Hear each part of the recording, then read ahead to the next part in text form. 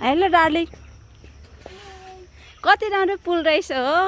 darling त आउँदै नआउने भइरहेछ यहाँ आहा आज हामी घुम्न हिँडेको तर छाता चाहिँ ओढौँ न हौ काली हुन्छ काली भइन्छ ल कति राम्रो जानु त अगाडि म भिडियो बनाइदिन्छु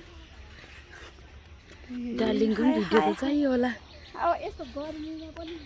डली दिदी कहाँ हिँड्नुभएको यसो सानो मान्छे भएर अगाडि पिरिक हिँड्नु पाइन्छ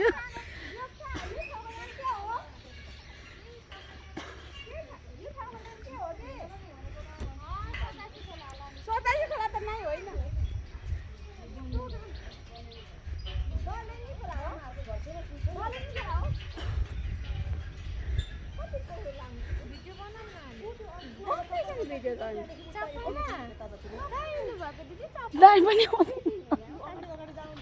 यहाँ भिडियो बन्दैछ है दाइ